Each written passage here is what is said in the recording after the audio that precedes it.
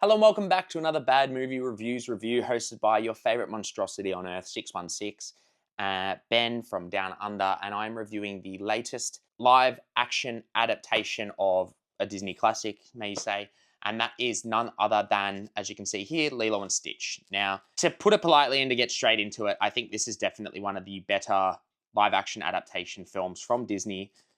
In saying that, it's not the biggest compliment, because more often than not they are misses. I have really enjoyed ones like Cruella, Christopher Robin, although they're probably more of like new stories. But I did enjoy Cinderella. I did enjoy Jungle Book, and this is probably one of the better ones.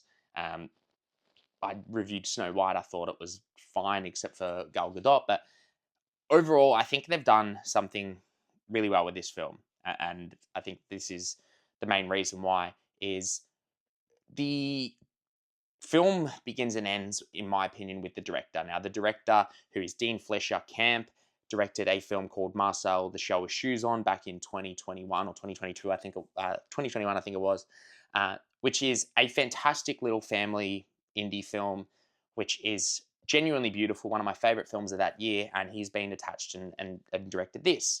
Now, I think he's the perfect one to do it. Now, if you're going to do live action adaptations, I think you really need to focus on getting people who make films with the same vibe. And Marcel the Shell with Shoes On is a very like cute, family friendly, emotional film about belonging and things like that. And I think, funnily enough, that's exactly what Lilo and Stitch is, right?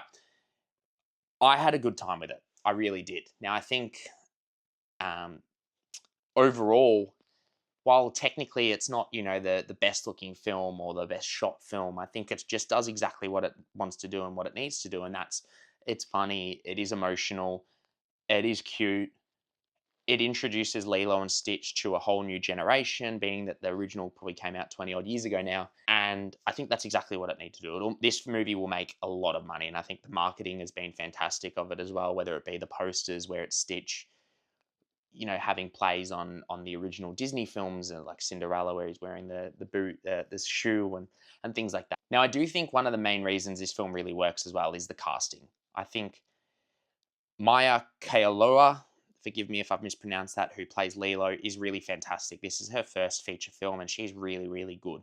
She brings a lot of heart into the film, along with her film sister Nani, who's played by Sydney Agudong.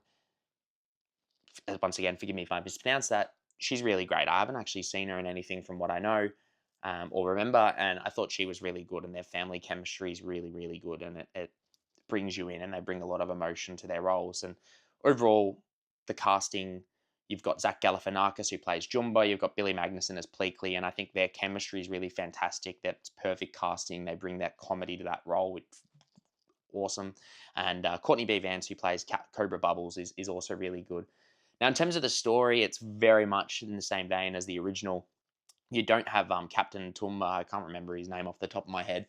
The captain who's chasing them down in the animated film. It'll come back to me later, but he's not in the film. But I don't necessarily think that takes or anything away from this. It's still a chase, let's catch him kind of movie, regardless of that. But I just think that the director and the film itself, it's just a really good time. It does have its emotion, its laughs, it really brings you into feel, and I think it'll do exactly what it's doing well. And I think if you're going to adapt, bring these new live action adaptations of Disney classics or beloved films, they need to do things along this vein where if they're not going to necessarily reimagine or bring anything majorly new, they just need to capture the vibe and do it really well. And whether that be a new cast that get the potential to shine, or just introducing it to a new generation that might get hooked on this and then go watch the original and then go watch the TV show. And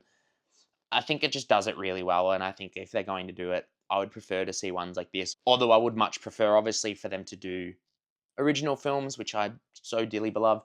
But overall, I did have a really good time with this. I think it does exactly what it should and need to. And I think kids will love it. It'll 100% make $1 billion, in my opinion.